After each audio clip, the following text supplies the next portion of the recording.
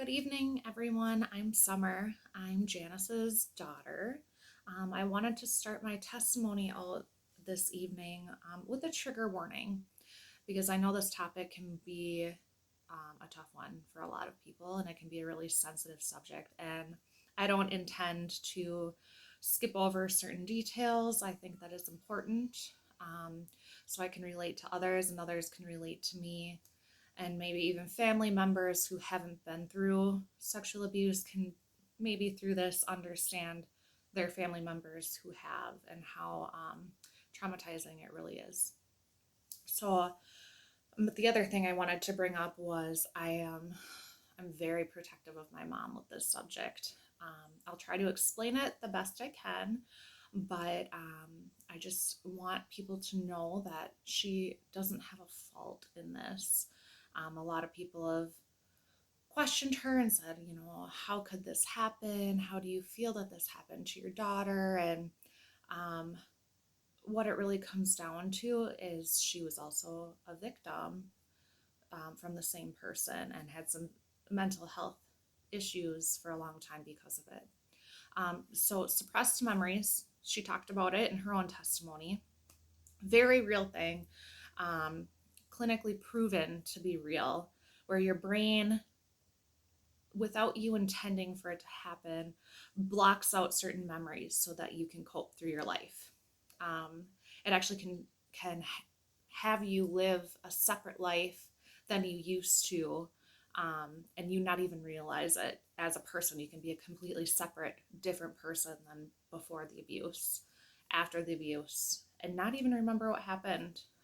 If you Google it or look into it, you'll find lots of information. But she had suppressed memories. She was sexually abused by a parent, um, her dad, and no one had stood up for her back then, and nobody knew. And so to cope, she just forgot. She just had suppressed memories, and her brain made her physically forget so that she could go on with her life as normal as possible. It's survival mode. Um, so when this happened to me, it was horrific for her and it brought back all of those memories. But I'll get into that later.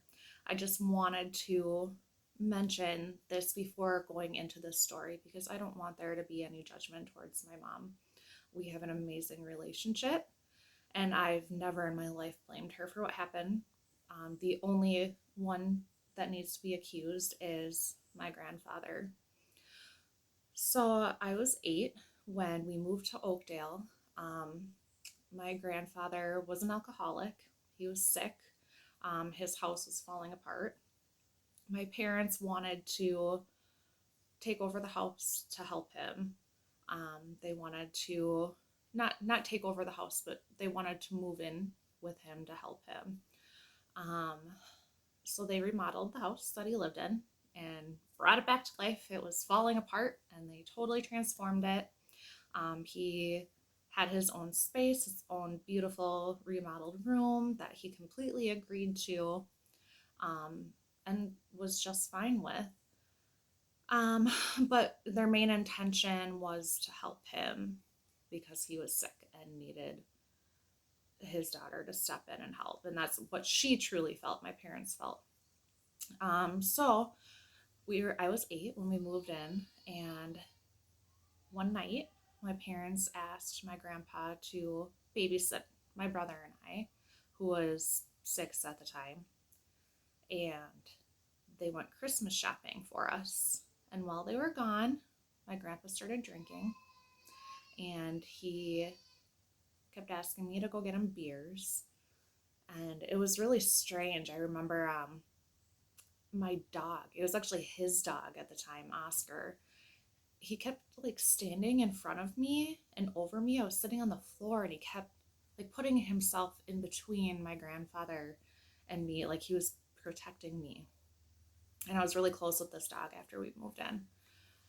Um, well, as the night went on, we were watching the movie Shiloh, and my grandfather asked me to come cuddle with him. And this was after he had been drinking. And he started to initially tickle me, is what he would call it, tickling. Let me tickle your back for you. And it ended up turning into touching. He started trying to, put his hands down my pants and touching my breasts and sexually assaulting me.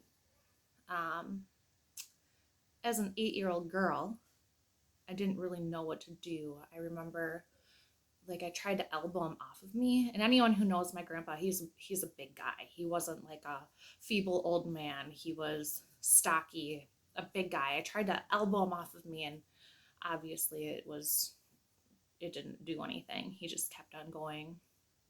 So I knew that what he was doing was wrong and I didn't like it, but I also didn't know how to stop him. I didn't even really exactly understand what he was doing. I just knew that I didn't like it. And I was really uncomfortable. I remember while my grandpa was doing this, I was looking at my little brother. My bedroom was directly across from the living room where we were. And I remember looking at my brother laying on his bed playing video games. And I just was longing to be there with him, away from my grandpa. But I felt like he was so far away and he had no idea what was going on. I was afraid, confused. I didn't understand why he was doing this. So this abuse initially ended up going on for 2 years. He never did it when my parents were home. He would do things to lure me into his bedroom like a predator. He'd put candy next to his bed, and he was the only person who had cable in his room.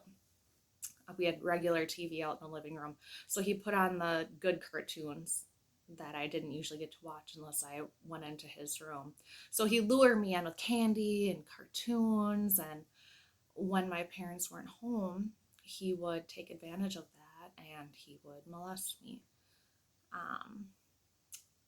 He also would say, oh, because I was very afraid of thunderstorms as a kid. He'd say, oh, if you're scared, you come see your grandpa. And I remember when I told my mom this, I told her about how he told me to come see him if I was afraid of storms. And she said, no. You don't go to him. You come to your mom. She told me later on, and also I went to her about, I'd say grandpa's tickling me and I don't really like it.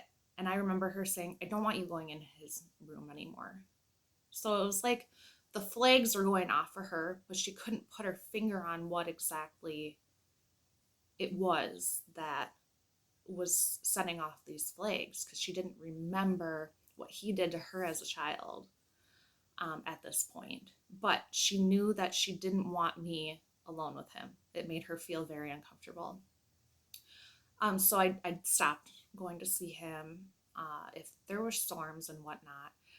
And I was getting older, so my mom went to my grandpa and she said, hey, Summer's starting to get a little older now. I mean, I was 10 at this time, and she's not comfortable with you tickling her anymore. She's, becoming a young lady, and it's just not appropriate.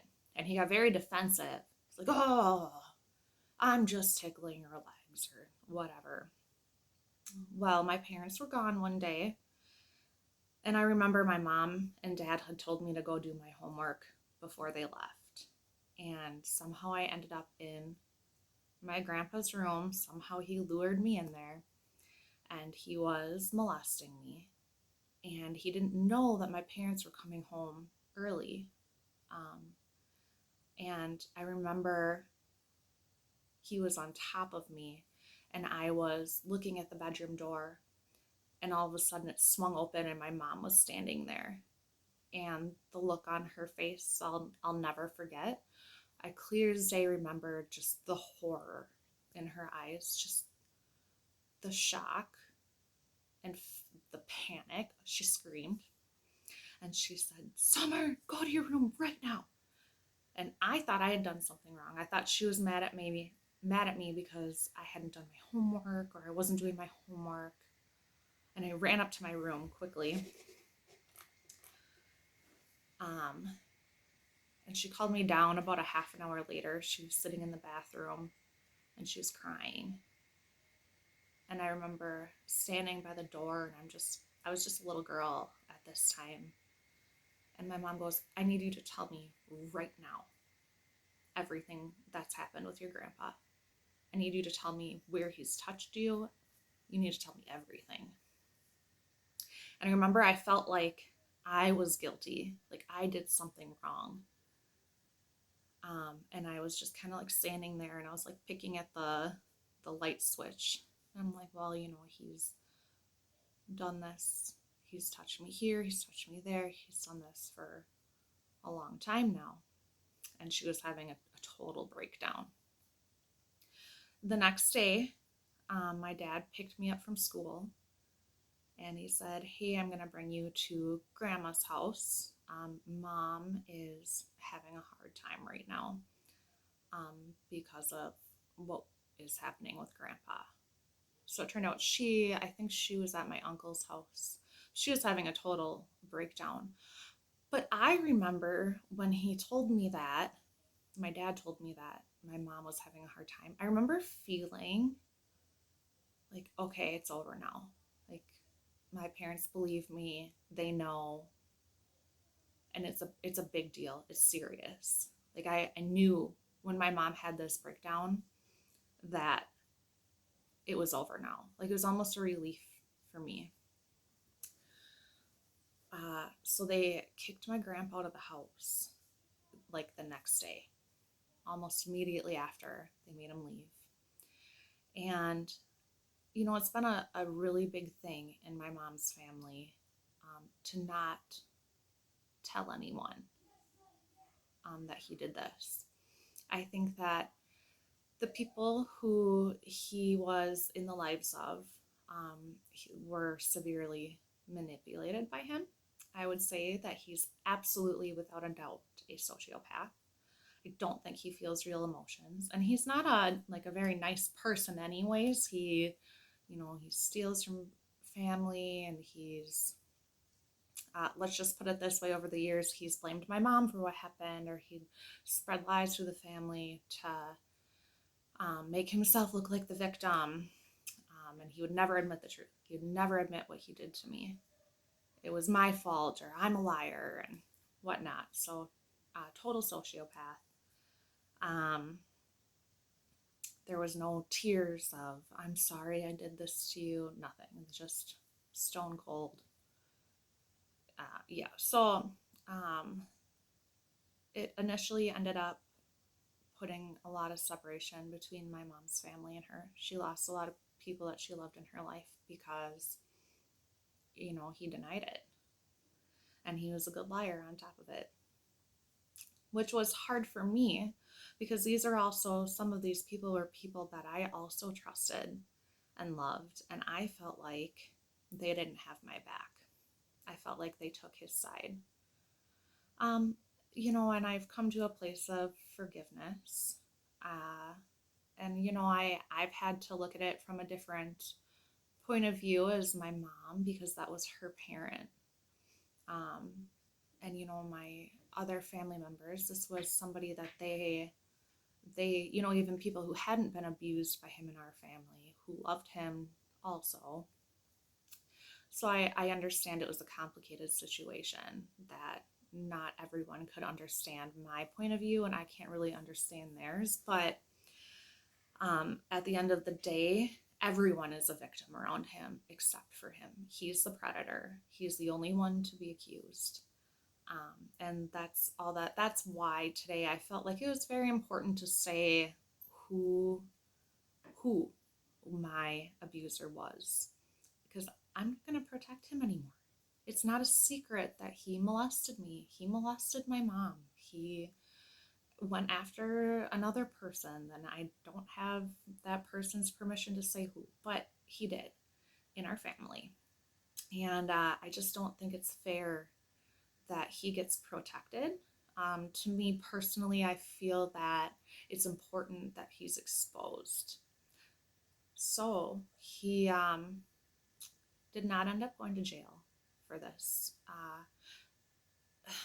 there were people who didn't want him to go to jail. There were people that wanted him to get help instead, even though it was somebody like him that was never going to end up being the case. He'd never accept that help. But, from the goodness of their hearts, that's what they wanted, is for him to get help versus being locked up. So they didn't want me going in for counseling because the counselors legally have to report him.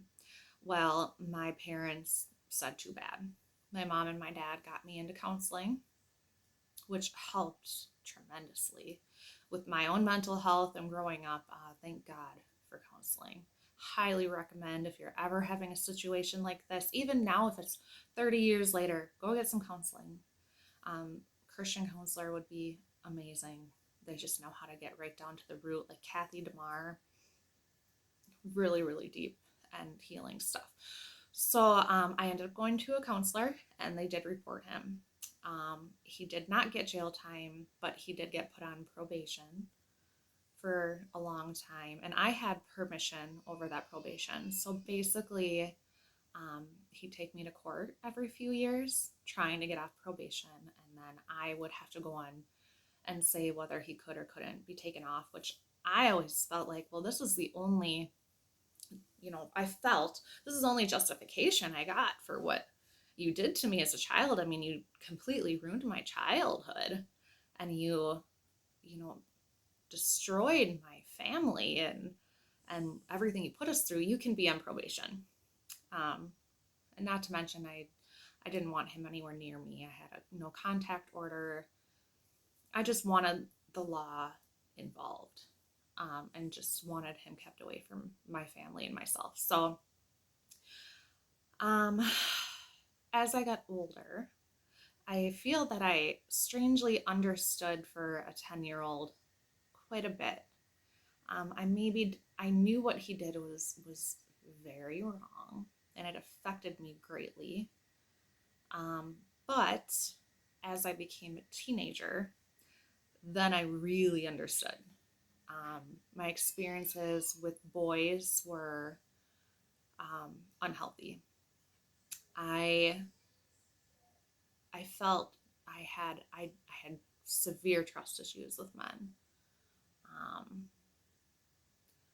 I couldn't trust any man, and if a boy came to put his arm around me or anything, I would freeze. It was like I just didn't know how to handle the situation of men in general anymore. I had serious PTSD from what happened. I felt like an object to men for many years, and really, I mean, I'd say like the relationships before my husband I ended up in, I was kind of an object. It's almost like I just kept ending up with these men who were somewhat like my grandfather, like narcissistic and maybe even a little sociopathic.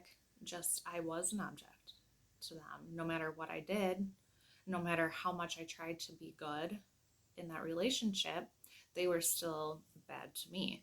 I almost felt like they had more control over me than I did over myself. It was a huge trigger to me when any boy would touch me, even as like a 13-year-old girl. Memories would flood back in my mind, things I hadn't thought of, things I had forgot, smells of things, just situations or things like that. Memories would fly back in my face and I'd freak out or I'd freeze. You know, there were many times in my home, because the abuse happened there, that I'd have these flashbacks in the middle of the night going to get a glass of milk, and I'd totally lose it. I'd feel like I was trapped in my house, like the walls are coming in on me, and that I couldn't run anywhere and be safe. And I remember just falling in my kitchen floor and just sobbing hysterically because I just felt like there was no escape from these memories. And I just remember my mom crying and holding me on the kitchen floor. She's gone through So, what my mom had to go through in this situation was not only helping her daughter through what happened, and feeling insane guilt for not remembering what happened to herself. And then, because of that, well, it wasn't because of that, but it led to me getting molested by the same predator. She actually didn't, she never dealt with what happened to herself as a child. So through me going through this, she had to go through her own healing also. So that actually became the journey of my mother getting the help she needed to heal. And so, you know, I actually look back now and I'm thankful in a weird way, that she had gone through it also, because we've been each other's backbone this entire time. Not that I want her to have gone through it, and God knows I wish that this had never happened to our family. But the fact that we've had each other to lean on all of these years has been tremendous. And God, I mean, the things that He's done in our life, and this is why we're so close with Jesus, because if I hadn't had the Lord in my life and she hadn't had the Lord in her life, who knows if we'd have a relationship right now? Uh, who knows? Who knows how we'd be as people? I mean, people who are sexually abused, it affects people in this harsh, harsh way to get their childhoods wrecked, completely wrecked. And overnight, you become a different person because of what somebody else did to you. And you can never be that happy, innocent child that you were before it. And it does things to people. Uh, a lot of people turn to alcohol and drugs, um, unhealthy, toxic relationships, because they just don't know. It's almost like you don't even know what healthy is anymore because your life got turned upside down. Thank God that we were so close with Jesus, because He gave us complete healing. I mean, complete healing.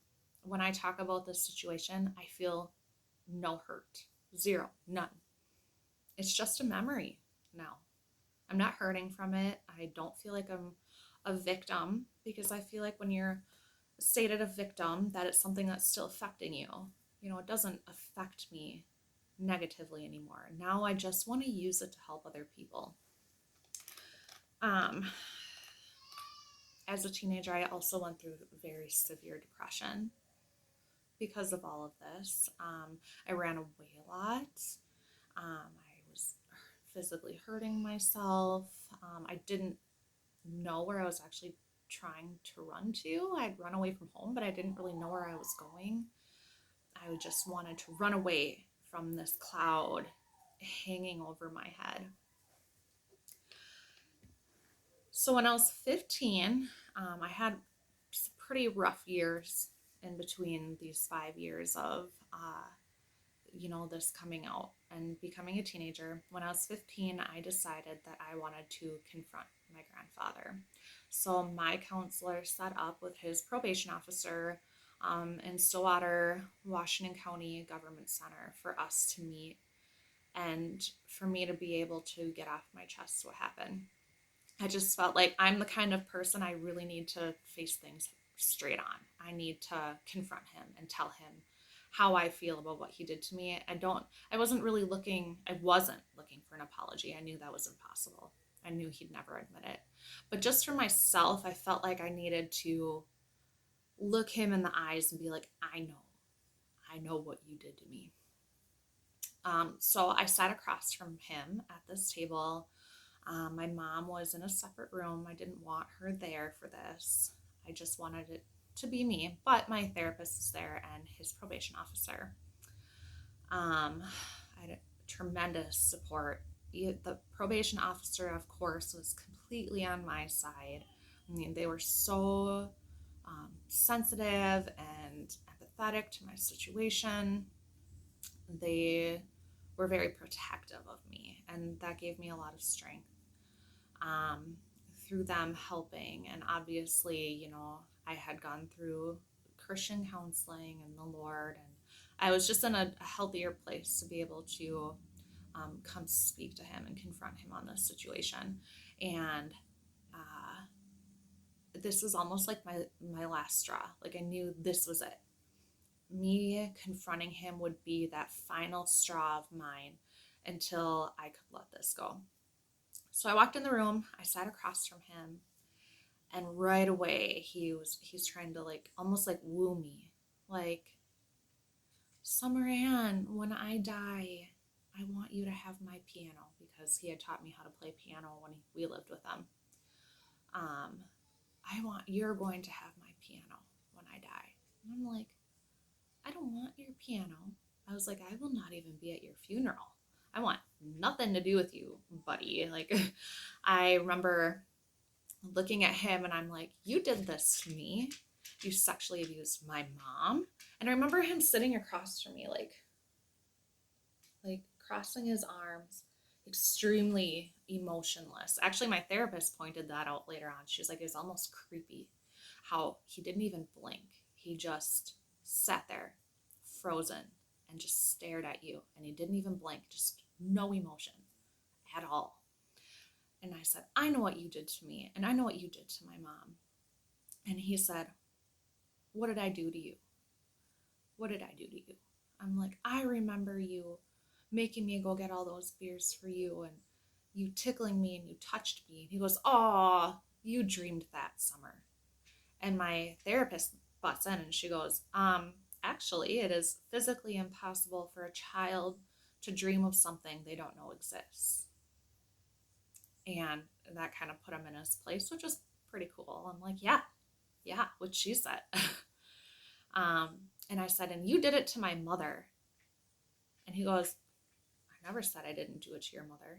I'm like, oh, so you admit it then. You admit you did it to my mother. I didn't say that, but I never said I didn't do it to your mother. I'm like, well, we all know that you did. We just ended up going on this like journey of him trying to say, oh, I didn't do this. Oh, it's not real. And it just ended up coming to me. I just remember I just got frustrated at one point and just sick of his lies. And I just scooted myself out from the table and I said, I know you did this to me. I know that you molested me, and I remember what you did to me, and I know what you did to my mom. And I just looked him straight in the eye, and then I just ran out of the room. And I totally kept it together while I was in that room. The second that I walked out of that room, I went running for my mama. She was downstairs in a waiting area for me. And I remember just running to her, hyperventilating, crying, and I seen her and she was standing there and I just flew into her arms and I just sobbed. And that was it. Like, that was the moment where I felt like I was released from this cloud that he was holding me under. Like, what he did to me was holding me under this depression and this PTSD and these memories, and all of a sudden it was like God took it all off of my shoulders. Like God knew that I needed to confront this man, and that's what I would need to be released. So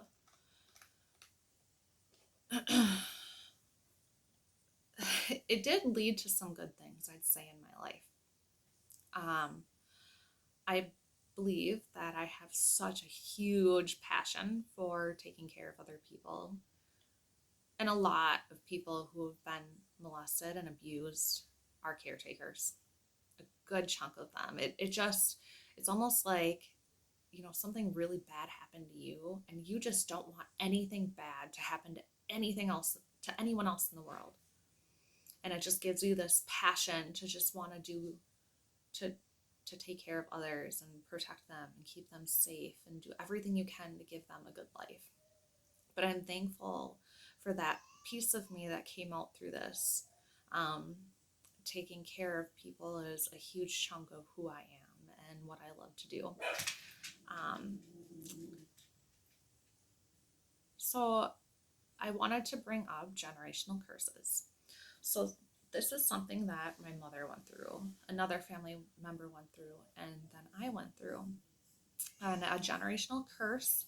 I thought I had wrote down here. Oh yeah, the cumulative effect on a person of things that their ancestors did, believed, or practiced in the past, and the consequence of the ancestors' actions, beliefs, and sins being passed down. So basically, somebody did something in the generations of my family, and that curse of what they did got passed down through the generations.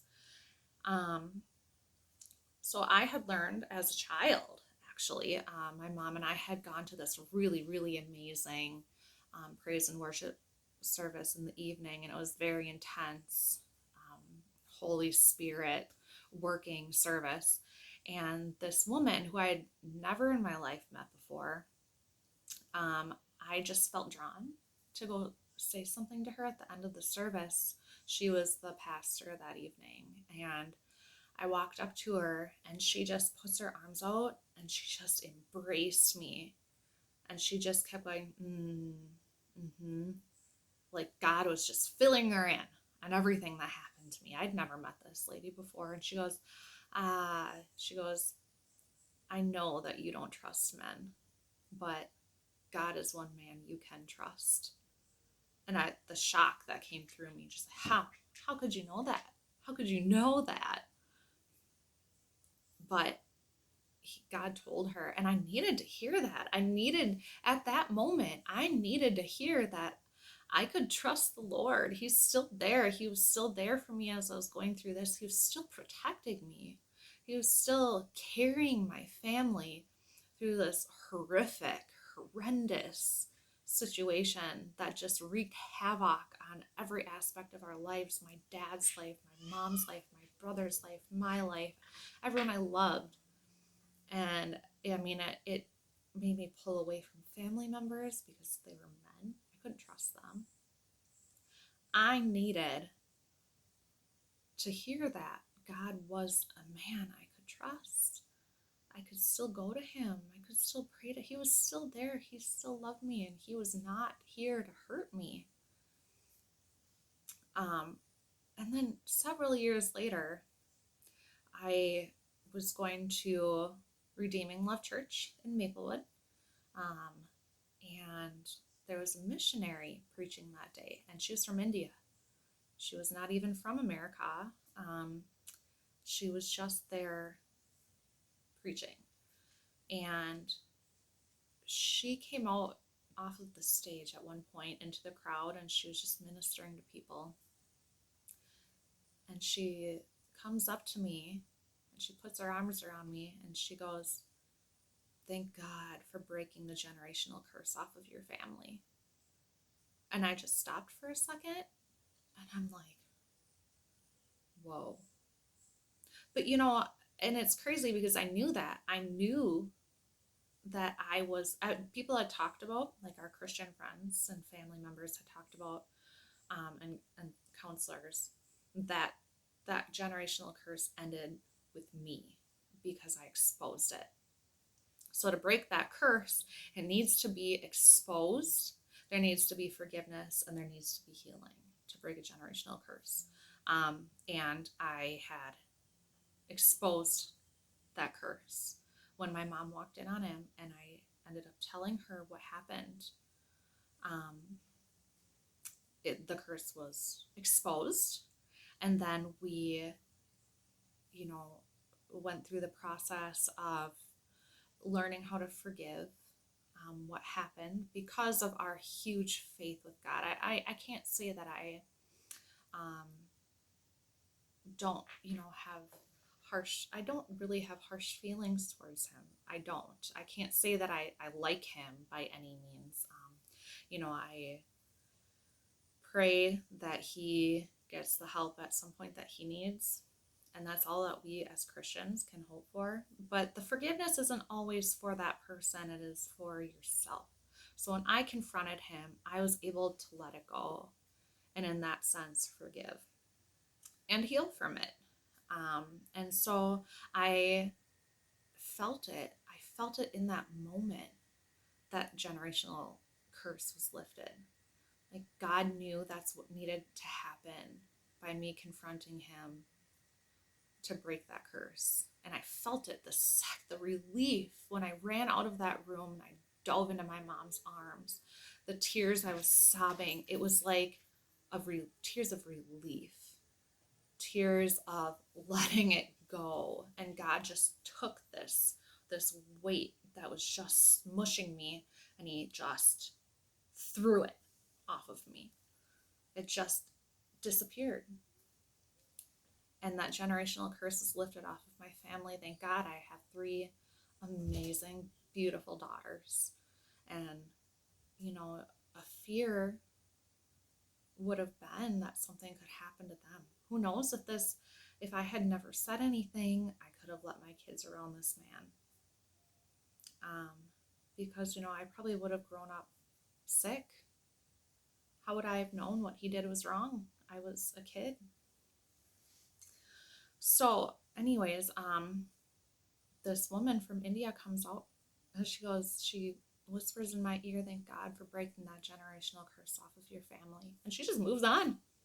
I'm like, God is so good. That is crazy. How does she know that? But how could we ever deny that there's a God? How could I ever in my life go, oh, there's no God? These strangers, complete strangers, came up to me and they knew.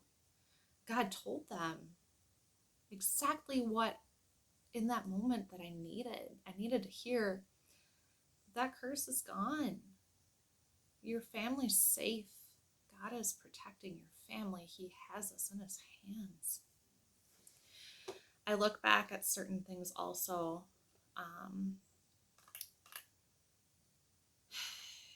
When I was a kid, I think about, where were you, Lord?